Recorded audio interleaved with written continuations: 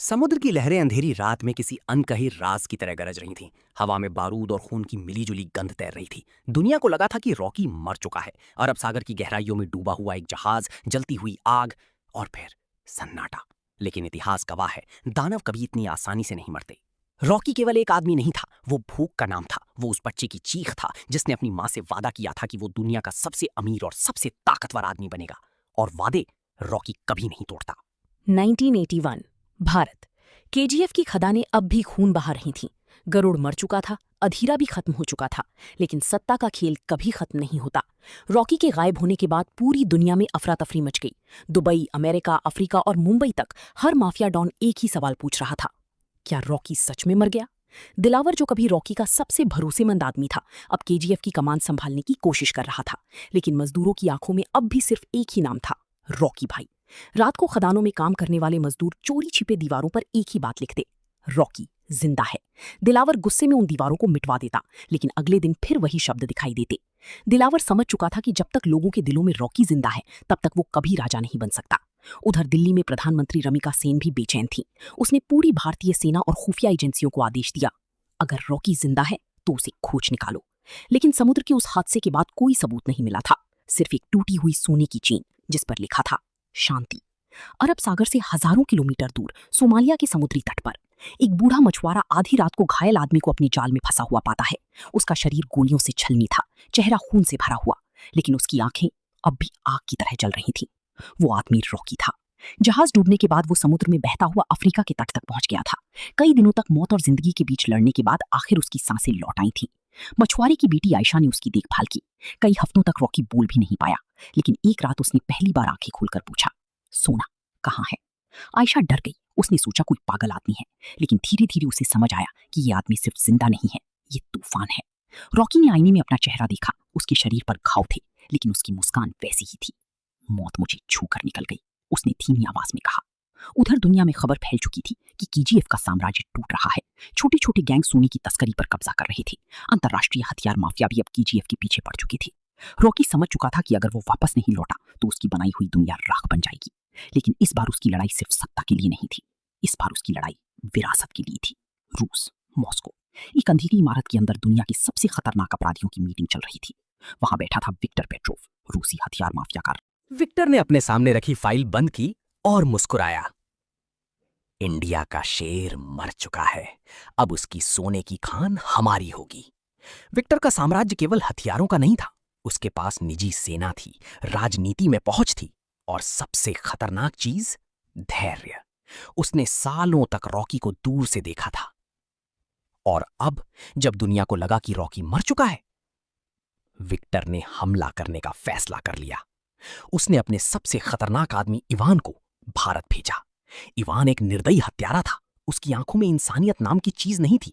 उसका सिर्फ एक मिशन था, केजीएफ पर कब्जा। मुंबई, बारिश की रात। एक जहाज चुपचाप बंदरगाह पर आकर रुकता है। एक लंबा आदमी काले कपड़ों में उतरता है। उसके हाथ में सिगरेट जल रही होती है। जब वो रोशनी में आता है तो बंदरगाह पर खड़े गुंडों के चेहरे डर से सफेद पड़ जाते हैं। रॉकी भाई, एक आदमी कांपते हुए बोलता है। रॉकी वापस आ चुका था। उसकी वापसी की खबर आग की तरह फैल गई। मुंबई के अंडरवर्ल्ड में सन्नाटा छा गया। जो लोग उसके मरने का जश्न मना रहे थे, अब छिपने लगे। रॉकी सीधे अपने पुराने ठिकाने पर पहुंचा। वहां उसे पता चला कि दिलावर ने उसके नाम पर मजदूरों को दबाना शुरू कर दिया है। रॉकी गुस्से में आग बन गया। उसने दिलावर को अपने सामने बुलवाया। दिलावर डरते हुए आया। भाई, मैंने सब आपके लिए किया। रॉकी ने बिना कुछ कहे टेबल पर रखी बंदूक उठाई, और अगले ही पल गोली चल गई। दिलावर जमीन पर गिर पड़ा। रॉकी उसके ऊपर झुका और बोला, राजा बनने के लिए सिर्फ कुर्सी नहीं, दिल चाहिए। उस रात पूरी केजीएफ में सिर्फ एक नाम गूंजा, रॉकी भाई वापस आ गया। दिल्ली, रमिका सेन को जैसे ही खबर मिली कि रॉकी जिंदा है, उसने तुरंत इमरजेंसी मीटिंग बुलाई। वो आदमी देश के लिए खतरा है। लेकिन कुछ मंत्री चुप थे, क्योंकि सच ये था कि देश की आधी राजनीति केजीएफ के पैसों पर टिकी हुई थी। रमिका सेन जानती थी कि सीधे युद्ध से कुछ नहीं होगा, उसने फैसला किया कि वो रॉकी को अंदर से तोड़ेगी। उसने एक युवा आईपीएस अधिकारी अर्जुन वर्मा को मिशन सौंपा। अर्जुन ईमानदार था, उसका परिवार केजीएफ में मारा गया था। उसके दिल में रॉकी के लिए नफरत थी। मुझे सिर्फ एक मौका चाहिए मैडम, रमिका मुस्कुराई। जाओ। राक्षस को खत्म कर दो। केजीएफ में मजदूरों के लिए रॉकी केवल डॉन नहीं था, वो उम्मीद था। रॉकी ने वापस आते ही कई बड़े फैसले लिए। उसने मजदूरों के बच्चों के लिए स्कूल खुलवाए, अस्पताल बनवाए, लेकिन साथ ही उसने सोने का व्यापार पहले से भी ज्यादा बढ़ा दिया। उसका साम्राज्य अब पूरी दुनिया में फैल चुका था। दुबई से लेकर लंदन तक हर जगह उसका नाम डर पैदा करता था। लेकिन उसके अंदर अब भी एक खालीपन था। रात को अकेले बैठकर वो अपनी मां की तस्वीर देखता। मैं जीत गया मां, लेकिन चैन अब भी नहीं मिला। अर्जुन वर्मा ने मजदूर बनकर केजीएफ में घुसपैठ की। वो धीरे धीरे रॉकी के करीब पहुंचने लगा, लेकिन जैसे जैसे वो मजदूरों की जिंदगी देखता गया, उसका नजरिया बदलने लगा। उसे एहसास हुआ कि सरकार ने इन लोगों को सालों तक सिर्फ इस्तेमाल किया था, और रॉकी चाहे अपराधी था, लेकिन उसने इन्हें डर से आजादी दी थी। एक दिन अर्जुन की पहचान खुल गई। उसे पकड़कर रॉकी के सामने लाया गया। सभी लोग सोच रहे थे कि रॉकी उसे मार देगा, लेकिन रॉकी ने सिर्फ एक सवाल पूछा, तू मुझे मारना चाहता है? अर्जुन ने बिना डरे कहा, हां। रॉकी हंस पड़ा। अच्छा है, डरने वाले लोग इतिहास नहीं बदलते। उसने अर्जुन को छोड़ दिया। उस पल अर्जुन समझ गया कि रॉकी सिर्फ अपराधी नहीं, एक विचार है। रूस से आए इवान ने केजीएफ पर पहला हमला किया। रात के अंधेरे में हथियारों से लैस सैनिक खदानों में घुस गए। गोलियों की आवाज से पूरा इलाका कांप उठा। मजदूर भागने लगे, लेकिन तभी धुएं के बीच एक आवाज गूंजी, केजीएफ में घुसने से पहले मौत से इजाजत लेनी पड़ती है। रॉकी मशीन गन लेकर सामने आया। उसके साथ हजारों मजदूर भी हथियार लेकर खड़े हो गए। युद्ध शुरू हो गया। खून, आग और चीखों के बीच रॉकी ने इवान के आधे सैनिक खत्म कर दिए, लेकिन इवान भागने में कामयाब हो गया। जाते जाते उसने सिर्फ एक बात कही, अब असली युद्ध शुरू होगा। रॉकी जितना बाहर से मजबूत दिखता था, अंदर से उतना ही अकेला था। उसने सब कुछ हासिल किया था, पैसा, ताकत, डर, लेकिन उसे एहसास होने लगा कि उसकी जिंदगी हमेशा युद्ध में ही बीत गई। आयशा, जिसने अफ्रीका में उसकी जान बचाई थी, अब भारत आ चुकी थी। वो रॉकी को इंसान की तरह देखती थी, भगवान या दानव की तरह नहीं।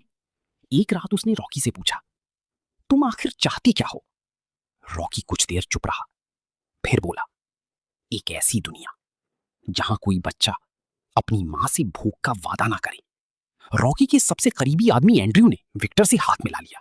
उसे लगा कि रॉकी का दौर खत्म हो रहा है। उसने केजीएफ का नक्शा और सारी गुप्त रास्ते विक्टर को दे दिए। विक्टर मुस्कुराया। हर साम्राज्य बाहर से नहीं, अंदर से टूटता है। उधर अर्जुन को भी सरकार से आदेश मिला, अगर मौका मिले रॉकी को मार देना। लेकिन अब अर्जुन उलझ चुका था। क्या रॉकी सच में दुश्मन था, या सिस्टम उससे भी बड़ा अपराधी था? विक्टर ने अपनी पूरी सेना भारत भेज दी। हेलीकॉप्टर, भारी हथियार और प्रशिक्षित सैनिक। केजीएफ एक बार फिर युद्ध भूमि बनने वाला था। रॉकी ने मजदूरों को इकट्ठा किया। आज अगर हम हार गए तो फिर से जंजीरों में जीना पड़ेगा। मजदूरों ने एक साथ चिल्लाया, रॉकी भाई! उस पल पूरा केजीएफ किसी सेना से कम नहीं लग रहा था। युद्ध शुरू हुआ। आसमान में हेलीकॉप्टर उड़ रहे थे, जमीन पर गोलियां बरस रही थीं, खदानों में आग लग चुकी थी। रॉकी हर मोर्चे पर लड़ रहा था। उसकी आंखों में वही जुनून था जो बचपन में था। ईवान और रॉकी आमने सामने आए। दोनों के बीच भयंकर लड़ाई हुई। आखिरकार रॉकी ने ईवान को हरा दिया। लेकिन तभी विक्टर सामने आया। उसने आयशा को बंदूक की नोक पर पकड़ रखा था। राजा हमेशा अपने दिल से हारता है। रॉकी पहली बार कमजोर पड़ गया, लेकिन तभी अर्जुन ने विक्टर पर गोली चला दी। विक्टर घायल हो गया। रॉकी ने आगे बढ़कर उसका गला पकड़ लिया। सोना कमाने आई थी, कब्र लेकर जाओगी। और अगले ही पल विक्टर खत्म हो गया। युद्ध खत्म हो चुका था। केजीएफ जीत गया था। लेकिन रॉकी समझ चुका था कि ये लड़ाई कभी खत्म नहीं होगी। हर बार कोई नया दुश्मन आएगा। उसने मजदूरों के सामने आखिरी भाषण दिया, मैंने इस जगह को डर से आजादी दिलाई, लेकिन अब इसे मेरी जरूरत नहीं। सभी लोग चौंक गए। रॉकी ने केजीएफ की जिम्मेदारी मजदूरों की परिषद को सौंप दी। अर्जुन से उसने कहा, अगर सिस्टम बदलना है तो अंदर जाकर बदलो। अर्जुन की आंखों में सम्मान था। रात के अंधेरे में रॉकी अकेला खड़ा था। उसके सामने वही समुद्र था जिसने उसे एक बार निगल लिया था। आयशा उसके पास आई। अब कहां जाओगी? रॉकी मुस्कुराया। शायद पहली बार खुद को खोजनी। उसने सिगरेट जलाई। हवा में धुआं फैल गया। दूर कहीं सूरज उग रहा था और दुनिया एक बार फिर उस आदमी की कहानी सुनने वाली थी जिसने गरीबी से उठकर साम्राज्य बनाया। लेकिन इस बार कहानी सोने की नहीं थी। इस बार कहानी इंसानियत की थी।